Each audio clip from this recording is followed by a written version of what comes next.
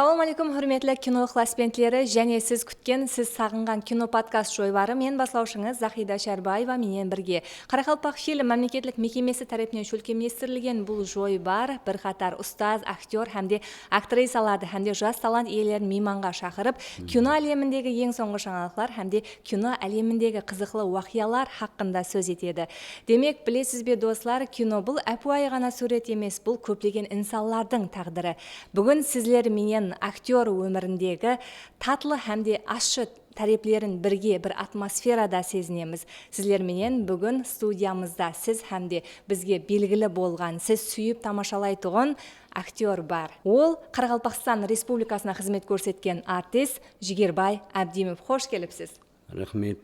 Сізді көріп тұрғанымыздан қуаныштымыз. Мархамат халқымыз бенен сізде сәлемлесіп алсаңыз болады. Ассаламу алейкум. Hürmetli замандашлар, кино ықласпентлері, искусство, театр қызығушылары, тамашагөйлер, әзиз тамашагөйлер дегім келеді.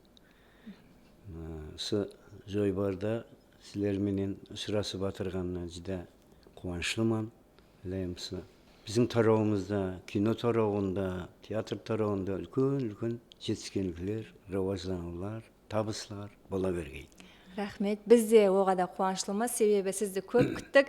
Тамашагөйлерді күтті десе қателеспеген боламыз, себебі сізді курорт, қоңсылар, ұры, цивилизация һәм басқа да сондай көркем фильмдер хақында, яғни комик актер ретінде халқымыз жақсы таниды, сүйіп тамашалайды. Демек, бүгін сізбенен бүгінгі сәубетіміз әжайып болады деген ойдамыз. Рахмет. Сұрауларға жауап беруге дайынсыз ба? Таярмыз әлбетте. Демек, бізде тамашагөйлерді көп күттірмеген халда подкастымызды баслаймыз.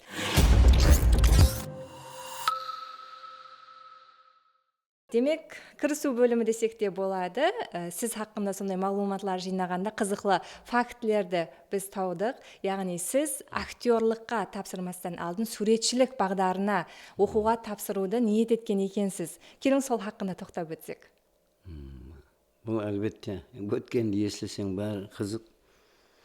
Әмме қатарлы, қатар достарыммен қатар 10-шы классы 73-ші жылы біткердікте. Онан алдын үйде де сурет сызып, ондай әр жерге сыза беретінім, анамыз тие берсін. Әр жерге сыза бермедім, қағаз қалем, не әкеліп. Суретшілікке нем бар етті? Қызығушылығыңыз жоғары. 10-шы класс біткердік. Сөйтіп, әмме әр жаққа оқуға атланып атырды.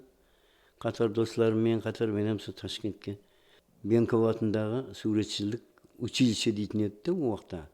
Кейін әзір Камаладдин Бекзат атындағы суретлік көркемөнер институты болып кеткен шығар бұл уақытқа. Соған бақытымнан көрермен деп көзді жұмып кеттім. Бірақ бір қасымдағы жорамның өтінішіменен мәдениет министрлігінен, уәзірлігінен не алып кеттік та бағдарлама. Барсақ, уақытта әзіргідей не жоқ, телефоннан сөйлесіп нетіп тұру, көзді жұмып деп отырғанмын соң. Барсақ, экзамен өтіп кеткен Бенковта. Біздер результатқа келіп отырмыз дейді. Енді не қыламын? Сонынан басылап, һәм жаңа ғана эскиз мектептің 9-10 классларда, 8-9-10 классларда сығған нелерінің біразлары қалып кеткен үйде, албырап жүріп.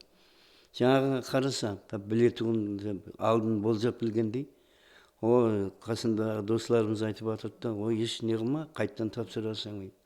Әзірше театралныйға тапсырып көрейік. Искусствоға да қызығушылық бар, кружок неліге қалмайтын, суретке де қатынасаман, ұрыбапқа да қатынасатын. Мектепте анау нелерге қатынасып қызығушылығымыз. Соннан жаңағы еш өкінбестен, яқшы өзім айыплыман, кешігіп қалғаным үшін деп Ташкент театр көркемөнер институтына тапсырдық достарымызбенен. Сөйтіп, қаперінде актерлік кәсіпке студенттік нан бұйырды да, қатар құрбыларымызбенен қабелінде театр көркемөнер институтының драма кино актерлік бөліміне студент болып қалдық. Бір экзаменлеріміз бір кеуілдегідей өте қойды. Тек ең кейінгі үшінші тарихтан болған экзаменде сәл қиналыңқырадым. Бірақ өттік. Жығылып қалған шығарман деп ойлайтын едім, иә. Кейіннен қарасақ, уақылар дізім шығады. Әуелі албырап нетіп жүріп, жығылған құсайман деп қарасам, сенің фамилияң бар, кей қайтты. Қарасам, өткендердің несінде тұрмын. Үлкен жетістікке жол ашты. Сол несібем шығар деп ойлаймын. Бүгінгі күнде халқымыздың ықыласына бөленіп жүрген бір халқымыз сүйген актерлардың біріне айландыңыз десек те болады. Білесіз бе, сізді көптеген замандастарымыз, яғни театр ықыласпентлері, театрдағы рөлдеріңіз бойынша, ал кино ықыласпентлері болса, кинодағы рөлдеріңіз бойынша сүйіп тамашалайды. Халқымызда біледі, бүгінгі күнде тек қана кино әлемінде емес, бәлкім көп жылдардан бері пайтақтымызда Қарақалпақ мемлекеттік жас тамашагерлер театрында да жұмыс алып келмектесіз, яғни бүгінгі күнге шеке. Сіз сол көркем өнер тарауында аянбай қызмет етіп келатырсыз. Дегенменен сіздің тек қана өнеріңіз емес, бәлкім өміріңізде, шаңырағыңызда біздің замандастарымызға қызық келің. Замандастарымызға бір шаңырағыңыз хақында қысқаша айтып өтсеңіз. Шаңырағым айтатын болсақ, шаңырағым туралы анамыз Айтен қызы Жақсыбике жақсы тәрбие берді бізге. Жинақылы болу, тәртіп інтизам соғақлар. Болмаса ер баламыз, бізде жаңағы ал мен жұмысқа кетемін, не тазалап қояң, мынаны өйтің, ананы бүйтің деп, бәрін бежеретін ек. Анамыздан жақсы тәрбие өткен деп есептеймін. Дей берсін, әкеміз де жақсы тәрбие берді. Оқуларымызға уақытында жаңағы не дейді? Контрол қылып, сабағынан кешіп қалма, ол қатардылармен теңдей жүр. Уақытында сабақ таярла, ойнауға рұқсат алып, бір сағат қана ойнап, кел қане, сабақларын таярла, ал жатың, ұйқылап қаласы азында, оқуға кешіп қаласы. Барлық соң несі шығар деп ойлаймын. Демек, сол тәртіп айтқан нәрсені бежеруге әрекет қыламыз. Айтқан тап. Сонан кішкентайдан үйренеді ғой енді. Тәрбие сол ата-анадан балаға өтеді. Баладан енді міне Құдаға шүкір ақылдарымыз өтіп үміт күтеміз. Оларым үлкен бір жақсы бір елге, халыққа қызмет қылатын инсанлар болып жетіскей деп. Рахмет. Демек, ата-анаңыздың тәртібі бүгінгі күнде өзіңіздің шаңырағыңызға өткергенсіз. Сол тәртіпті, сол интизамды. Рахмет. Ташкент қаласына оқуға түскеннен кейін осы Қарақалпақстанға ең дәсілепкі сол көркем өнер һәм мәдениет тарауыменен сол жол менен кіріп келдіңізге, сол жол хақында азғана замандастарымызға айтсаңыз. Енді студенттік дәуіржіде бір жақсы өтті. 4 қыз, 10 жігіт, 14 адам біткердік. Соғақлары рус драматургы Дмитрий Фанвизиннің недоросль деп аталады. Орысшасында переводта ер жетпеген комедиясы. Өткен дәуір помещиклер, дворяндар, соғақлар жасаған дәуірде алынған тәрбиялық Ахметкейі пьеса алынды, диплом спектаклі. Марк Аронович Рубинштейн деген инсан оқытты, сол диплом спектакльді жақсы шығаруға әрекет қылды. Тек ұмытып кетіппен, суретлері болғанда жүді жақсы болар еді, әзір көрсеткенімізде. Диплом спектаклі жақсы, бір, не дейміз, ағыла дәрежедегі, даже мына әттекі мына кеш болып кетті, қайта қояйық деуді білмейтін ек. Үлкен бір қызығушылық, ықыласымен диплом спектакліміз басқа курсылардыкінен жақсы болып шыққай деп қаммеміз әрекет қылдық па. Жақсы шықты. Сонда Простаков деген дворян, әйелі дворянка, әйелінің айтқаны менен ғана жүретұғын Простаков деген дворянның рөлін берді. Жақсы шықты. Әуел қорқып аулығып нететіне қалай болар екен, Қарақалпақша сөйлейміз, түсінемеген. Түсінбеға біздің дипломный спектакліміздің пәс дәрежеде болып қалмай ма екен деп қорқып нетіп, яқ, жүдде жақсы қабыл етті. Азғантай тамаша көйлерге де қойдық. Оқу театр дейді ғой. Учебный театр деп үйреніп кеткенбіз айтып. Сонда азғантай тамаша көйлерге де осы жақта оқып отырған студенттер бар ғой, басқа политех, нелер, тасми, нелерде оқып отырған студент өзі қатарымыз. Олардың достары бар, басқа біздер қарақалпақша түсінбейміз деген демеді меніңше. Жақсы қабілетті. Диплом спектаклімізге жаңа кураторымыз қуанып, жоғары баға берді. бір-біреуімізді құшақлап, милые, дорогие мои деп. Әне сол көз алдыма өтіп атырды. Жақсы тапсырылды. Сол 77-ші жылы. Бүгінлігінде бәрі тарихқа айланды десек те болады. 77-ші жылы сол диплом спектаклімізді тапсырып, өзіміздің Қарақалпаққа театрға келіп, әне сондан бастап осы кәсіп иесі болғаннан қуаныштымын. Қатар құрбыларымен. Арадан бір жыл өткеннен кейін жас тамаша көйлер театры ашылды. Қара, біздердің біткеріп келуімізге. Жастарға театр және бір өзі қосылып атырды. Бір қандай да бір үлкен өзгерісті бұл тарих. Рахмет.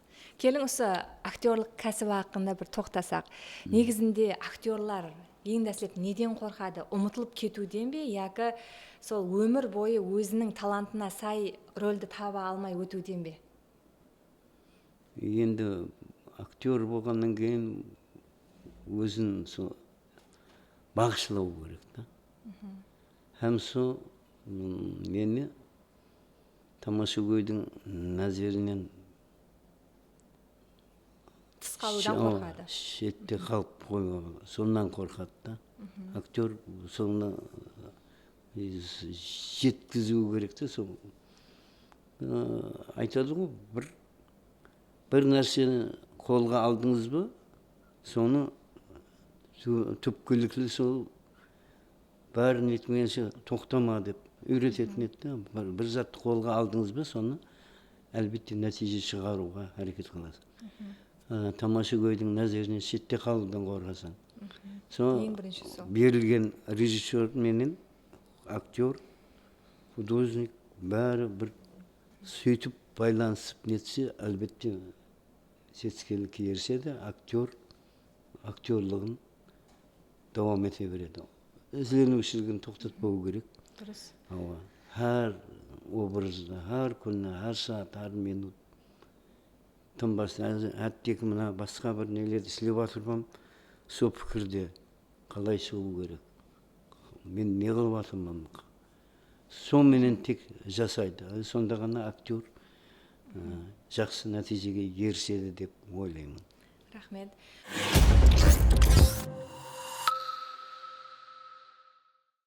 Бүгінгі күнде осы тарауда жүрсіз, яғни сізге сондай бір сұрау бар. Бүгінгі тамаша көй актер һәмде актрисалдан сапалы өнерді іздейме, яки жеңіл әзілдерді? Себебі социал тармақларда бүгінгі күнде сол жеңіл затлар көп ықыласпен ұнап жатыр. Оның себебі неде деп ойлайсыз? Енді қайдан білем, қиын сұрау беріп жатырсыз. Мына дәуір өтіп жатырды. Баяғы біздер оқыған уақыттағы емес, қазір техника әсірі. Қазір кішкентай балаға дейін телефон, социалдық тармақлар, күнделікті. Мен өзі мысалы қолданамын телефонды, тек керек жерінде, балаларға да айтамын. Керек жерінде қолданын, басқа жерде қойын. Кітап оқын көбірек. Анау керек емес деген нәрсе емес, техникада заманауи қолданып тұрған нәрсе. Ұзақты жеңіл қылып, ал шықтың ба, мен театрпан. Солай қазір балалар үйреніп кетті. Бірақ мен жаңа телефонға шығатын бір жеңіл-желпі нәрселерге өзім гәптің расы ұнатпаймын. Қалемейсіз. Бір ақиқи, бір тамаша көріп, мына нәрсе жақсы айтылған екен. Кім екен деп, соған тұрарлық нәрселер болса, көп болар еді. Рахмет.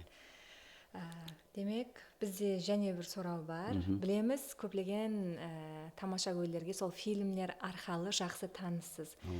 Съемка Рахмет. процесс хақында тоқтасақ, съемка процесте көптеген қызықлы вақиялар болады, соларменен бөліссеңіз. Кино алуды уақытында әрқилы нелер болады. Ұры атлы фильм түсірілді. Мұратбай аға Нызанов басымызда, жасыл көңіліміз. Баудин Баймырзаев, Бектілеу Низамаддинов, актер Назарымбетов Базарбай, Алеш деп үйреніп кеткен. Ұры фильмінде бір-біреуіне жаңағы қырсығып жүретін. Сонша 35-40 жылдан бері қоңсы болса да, бір-біреумен оңыспайтын екі образ жаратылған да. Екі қырсық. Қызғаншақ, біреу көре алмайды жаңағы. Айтады ғой енді, елде қалыпта гәп бар. Жаңағы не дейді? Қызғанып, хасетпенен емес, әуес етіп жасаң дейді. Тиеберсін марқұм ұстазымыз жаңағы Байрам аға Матжанов, ой, келе болмағандар. Бұл не тартыс деп келетін жер бар, көрген шығарсыз. Мынау демесе деп бір-біреуіне қырсығып. Сонда жаңағына біріншіден съемка алынатын үйге кірген уақытта сол үйдің байлаулы итінен қорыққанымыз. Жаңамыз сүп кетті, тауыстың жойылып кететін, оны уайымдамай-ақ қой, өзі тауыста сондай не бар. Айланып өскен жерін тауып келеді, астында көп зат бар да. Айырым адамдар бар, былай кеткеннен отанын ұмытып кетеді. Ондай емес деп. Жерде тауыс келген ұқсайды, заборға жүгіріп барып асылатын жеріміз бар. Қызғылы болды. Базарбай, деп, ұрылар, ешкім жоқ қой деп, қайтып түсерге келген уақытта, қорып, жүрегім аулырып, тем более жаңағына әуел иттен қорыққан адамдар. Базарбай деп, сүйер бір не болды. Өлме деп, беліне қышақлап деп түсіреді. Түсірген уақыттан аяғым жетпейді ол жерге. Өзінен қорқып, өзі сондай бір не адам, қанша адамларға азар берсе, сонша ел азап көріп жүреді ондай адамдарда. Міне сол фильмге де біраз жыл уақыт өтті. Қазір сіз айтып беріп отырған уақытыңызда бір көз алдыма келіп кеткен. Сол замаластарымызға да сол фильмнен қысқаша эпизод айтып берсеңіз, өзіңіз жанлы тәрізде. Сен бе, жібер деймен.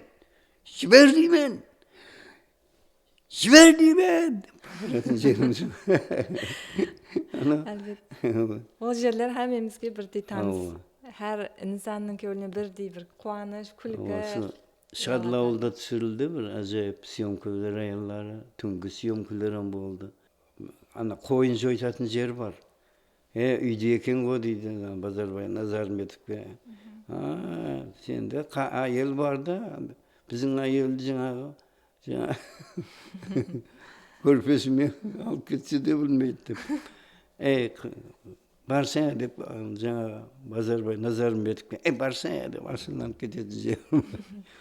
Тауқыларыңды түгеле деген. Бұл бәрі қызық. Сол Шадлауылдағы съемкалар бір ядда қаларлық не болды. Әсіресе жаңағы теректен жығылатын жеріміз. Соны көп жерде айтады. Рас жығылдың ба деп. Ол жүзде бір не емес қой. Түрек емес мен үшін. Актер вазифалығымызды атқардық. Зәңгіден рас жығылдыңыз ба дейді. Өтірік жығыламады. О да рас. Азғантай берін нетін кіреп жүрді, бірақ өтіп кетті. Енді кино үшін ондан бір жаңағы адам қауітерге салатын қауіплі эпизодлар болады. Қауіп нелерге салатын нәрселерді істеуге тура келіп қалады. Режиссердің айтқанын тек бұл жерде орындайсың болған. Дұрыс. Өзі актерлық өмір бір үлкен қызығушылық тудырады инсанларда. Және бір сұрау бар. Халқымыз арасында сондай бір сөз бар, яғни актер һәмде актрисалар арасында өзара қызғанушылық күшлі болады дейді. Оған сіздің пікіріңіз қандай? Әзірге бұрынлар болған, естуімше, бұрынлары болған. Енді атын-аты айтпай-ақ қояйық, мен бөлмей тұрып, біздің рөлде ойнамайсаң, ондай нелер болған да бұрын. Әзір меніңше ондай зат жоқ. Бірақ балалардан бір күтемен, Шегербайға Sizin rol menen bir көрсем деп жүріпмен, сіз азырақ бағдарлама беріп нетін режиссерға пока айтпай тұрың әзірше. Соң ойнасам деп өс етіп келгей деп бірақ енді бар, өсіп жатыр, талантты балалар. Жастамашы көлі театр азыр таза спектакльлерде көрініп, бұғанам шүкір дейміз шәкіртлеріміз. Дублерларым болады ара-тұра. Аумасып ойнаймыз. Дублер, біреулер айтады ғой, дублерсіз ойнаған жақсы дейді. Әр ықтималы қарсы бұна болады, той мереке, үй жағдайлар бірдеңе болып қалған уақыттан дублер ойнай қояды, оның ешнесі жоқ. Бір рөлде екі адам болғанменен, екі физиономиямыз басқа. Сол Жасыл Көлдің несін беруіміз мүмкін қазір Рүстем Оразбаев ініміз, екеуміз дублеріміз. Испандияр Багдасаровтың қиянет спектаклі жақында қойылды. Сол спектакльде дублеріміз. Оның физиономиясын толықлау, бәрі бірақ қары. Не дейді ол? Мектептің алдын тазалап, нетіп жүретін, бір тәртіпсіздеу балалар, ай бар, ана жақта ойнаң. Мына бір жерде күнде тазалаймын. Қаян бір кеңістікте ойнасаңлар болмай ма? Деп бақыратын сондай не образ. Аумасып ойнаймыз, еш несі жоқ. Қызғаныш, ондай зат әзір жоқ меніңше. Рахмет. Керек емес деп есептаймын ол зат. Қазіргі сол хәуескер, яғни жас актерларға да айтарыңыз, ондай зат керек емес. Да, қызғаныш ол керек емес нәрсе. Оның орнына сол жаңағы несіне, кондициясына жеткізуге әрекет қылып, мен де анандай қылып ойнаймын, мен мынандай бір басқаша вариантпенен көрсем бекен, мынандай етсем сәл жаңа көлемдірек болады ғой. Қызғанып емес, ойласып, кеңесіп, сөйтіп, өз халқымыз айтып қойды ғой, кеңеслі ел кең киім тозбас, кеңеслі ел азбас, кеңесіп, ойласып, режиссер, актерлар, дублер, партнер, сөйтіп істескен бәр хама бір жақсы нәтижелікке ерістіреді, әлбетте. Дұрыс айтасыз. Рахмет. Демек, бәршеміздің хабарымыз бар. Қарабай комедиялық фильмі бізде суретке алынды һәм ол фильмде дұрыс, өзіңіз де рөл атқардыңыз. Һәм шетелден Просфер Мырза, яғни Қарабай образын ойнады, рөл атқарды. Демек, ол инсан менен бірге істесу, яғни команда болып бірге істесу қиыншылық тудырмады ма? Қандай қызықты уақиялар болды фильмде? Бұл фильмге жеке өзіңіздің пікіріңіз қандай? Жұрт басшымыз үлкен диққат етіп қаратып жатырды киноға, киноның рауаздануына, кино қаһармандарын шығару талап етіліп жатыр.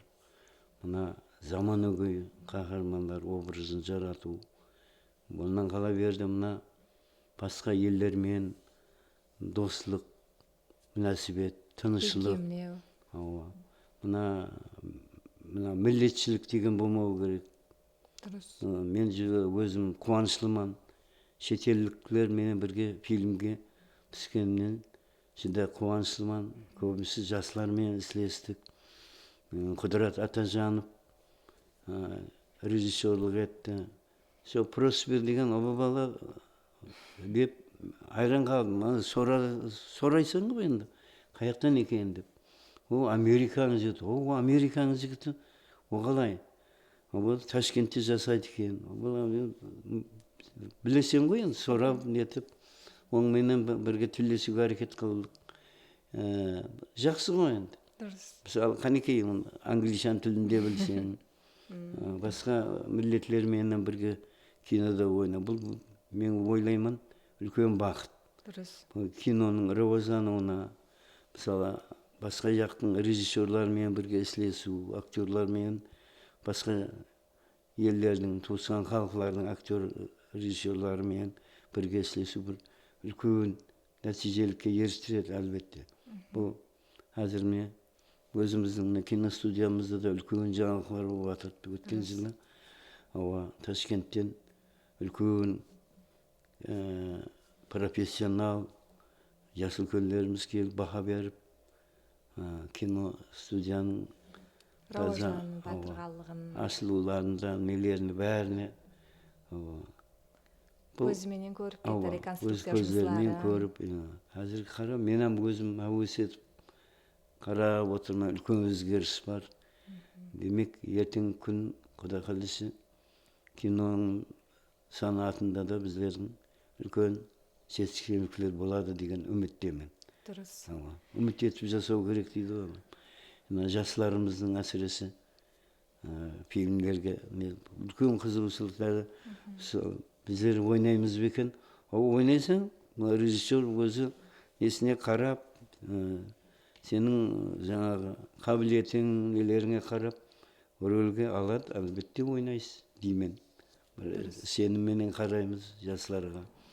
Құдай қаласа үлкен. Мен өзім үлкен бір тарихи фильмдер жарала берсе, мысалы Әзнияз туралы фильм жаратылды ғой. Дұрыс. Сондай кеуілім кісейді де, шетелдіктермен, мысалы Қазақстанның актерларымен бірге ойнап кинолар көрсетсек. Сондай арман тілеклерім бар. Тарихи фильмдер көбінесе жаратылса.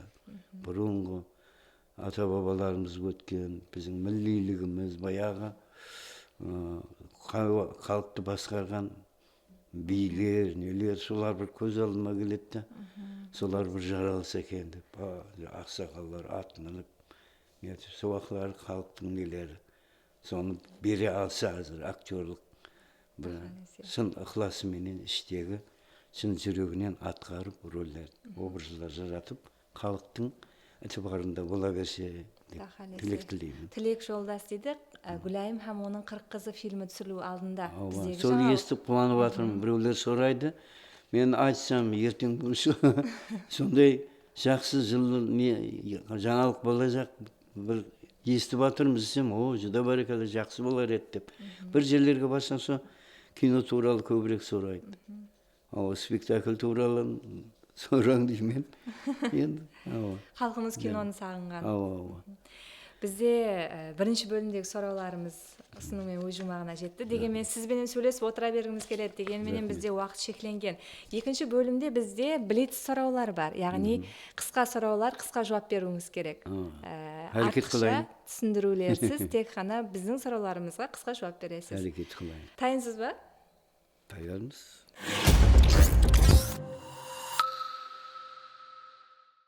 Бірінші сұрауымыз. Комедия яки драма? Комедия. Талантбай яки Минет? Минет. Өмірбай Қосымбетов яки Базарбай Назарымбетов? Өмірбай Қосымбетов. Роза Пиязова яки Лиза Халқназарова? Роза Пиязова. Актерлық кәсібін 3 сөзбенен тарифлеп берсеңіз? Минет, ықылас, әуес. Рахмет. Егер сіздің өміріңіз хақында фильм түсірілсе, оның аты қандай болатығын еді? Арман. Арман. Өзіңіз рөл атқарған ең жақсы көретұғын фильміңіз? Ұры. Ұры. Танықлы болу бақыт па, яки үлкен жауапкершілік? Үлкен жауапкершілік. Өзіңіз хақында есткен ең күлкілі өсек сөз? Өсек сөз, өзің білмейсің де, сен туралы не айтып отырған. Сахнада яки кадрда тексті ұмытып қалсаңыз, қандай жолмен шығып кетесіз? Импровизация. Жас актерларға 2 ауыз мотивациялық сөз? Диққат, этибарлы болу. Рахмет, сұраулар үшін бізде блиц сұрауларымыз жұмақланды. Бізде және бір бөлім бар, яғни күтілмеген қоңырау.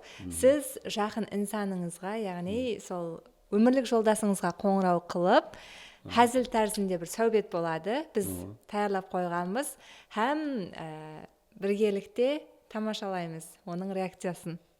Солай болу керек бұл. Яқшы әзілдескен жақсы. Демек кеттік. Мәйлі. Сізге түсіндірген сәубетті шеткересіз. Айымхан апамызға.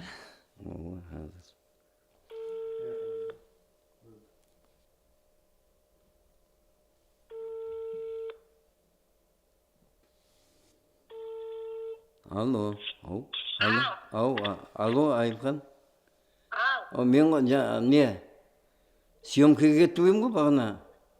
Бұл бұяқта киностудияда, мына балалар жастарды қоя берсін. Күтілмегенде маған бір сауға таярлапты. Жас балалар. Бір маған жылан сауға етіп атырыпты. Сенесен бе? Коробкаға салынған. Қорқып кетпек қой. Жылан? Ауа. Соны мен әшерепілеп сақлауым бұл керек екен. Білмеймін, мен сынай жақпа. Соған сен... Құтыға салынған, еш қорқудың керек жоқ дейді. Маған түсіндіріп атыр. Енді азырақ іркініш... Бұл құтыға салынған. Соған не? Мен айта жағым. Ана спаның асты бола ма, я гараждың мұнай шеп жағында ғана қуыс бола ма. Бір жерге бір короб орын таярлап қойшы. Балалардың несін білмеймін, әзілдесіп атырман серьезно. Жаңа жейтін затларынан бері жібереміз дейді азы. Бірақ съемкасы жұмақланайын деп тұр. Жаңа... Рас деймен, бұл әзіл емес. Бір коробкаменен барады, жаңа... Оған айтпаған шығар, балалар қасымда отырды. Жаңа бір орын таярлақ қой, бұған ешсіз, проблеманың керек жоқ. Дәуренмен бірге ойнасып тұрмын. Дәурен сұрақта бар. Дәурен сыртта ғой, ана нөбетте, мен мінекті запис қылатымдан. Соған бір кіттей бір, орын тауып қойсаң болды, оған. Еш проблемасы жоқ, жаңа еш қорықпай. Спаның асты болған кіттей бір орын. Ана балалар қорып кетпесін де. Зияны жоқ деп атырыпты балалар, гарантия беріп атыр. Нанбайды ғой. Құтымен бері жібере жақ, міне алдында тұр. Зияны жоқ дейме ешкімге, тек мінер болады деп, шөкелеп қойсаң болды. Әзір ярым сағаттан барамыз. Маңлайымыз қорқар, және. Қойс қаяқ. Yaxşı. Doğru. Bana ayak değil, bize başka kabinetimiz. Yaxşı. Апамыз қорқып кетті ғой.